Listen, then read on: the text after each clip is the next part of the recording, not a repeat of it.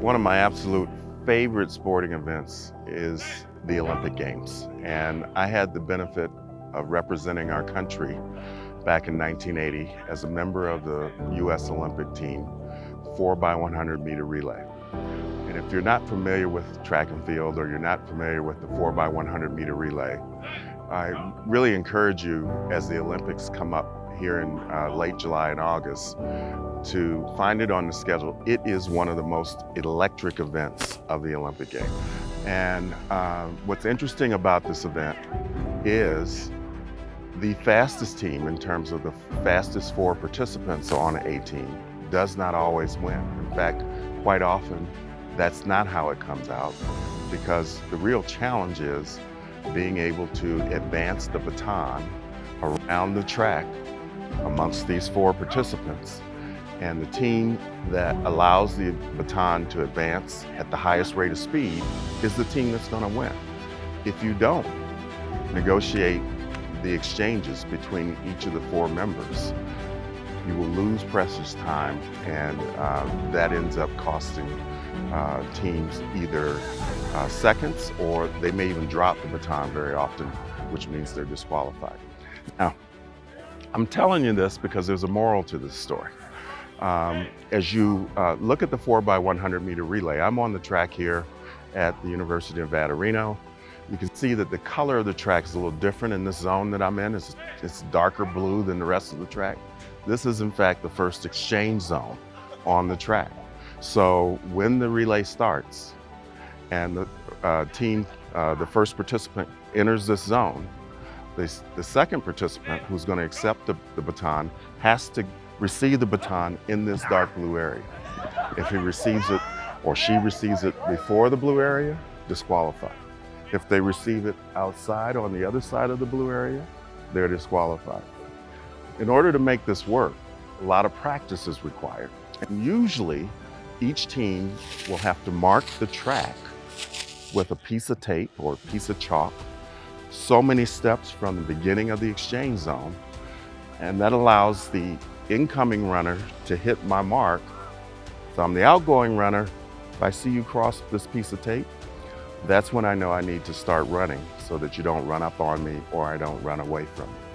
And I'm mentioning this because I think I learned a valuable lesson in my own life out of this event.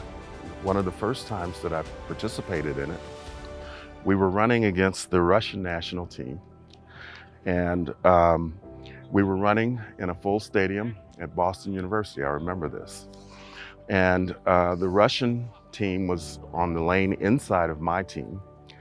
I was running the second leg, same exchange zone I'm standing in now, which means that the first leg of our team started about 100 meters away. Once the gun goes off and my teammate starts the race, it's less than 10 seconds before they will show up, and I have to be ready to take the baton. On this particular day,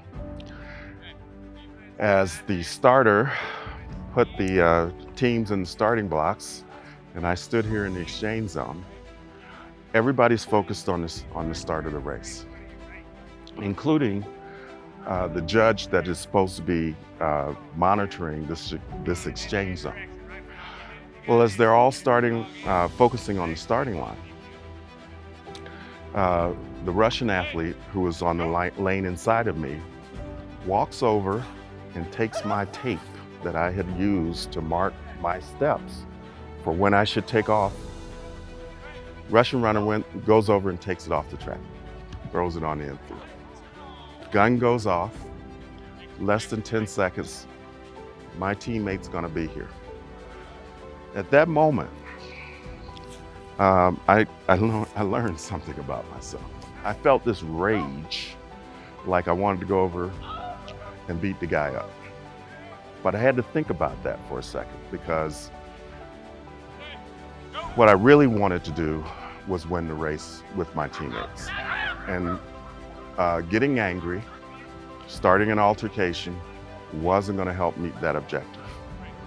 And so what I had to do was figure out, how was I going to make the best out of this situation? And I managed to focus my eyes on the track exactly where I had placed the tape. I was able to fix my attention and focus on that so that when my teammate hit that part of the track, I took off. We had a smooth exchange. I ran one of the best relay legs of my life because I was so aggravated. I just wanted to run this guy off the track. We ended up actually breaking the world record that day for our age group in the 4x100 meter relay. And the coaches later would tell me that I had the fastest leg. And I was not the fastest member of that team. My message to you about all this is someday, somewhere, sometime in your life, somebody's gonna move your tape. Just when you think things are set, somebody will disrupt your life in a manner that you don't expect. And the question is, how are you gonna deal with that? Are you gonna get angry, start an altercation, get profane? Are you gonna really think through what is the outcome that you wanna accomplish from this frustration and channel your energies in that manner? I was able to do that in this case, in the race. And I learned about myself that when there are times of adversity, I'm pretty good at not getting flustered with the adversity and all the hoopla and what's going on, but focusing on what it is that we really want to accomplish. It's my message for you today, and I hope you're able to watch the Olympic Games and especially check out the 4x100 meter relay.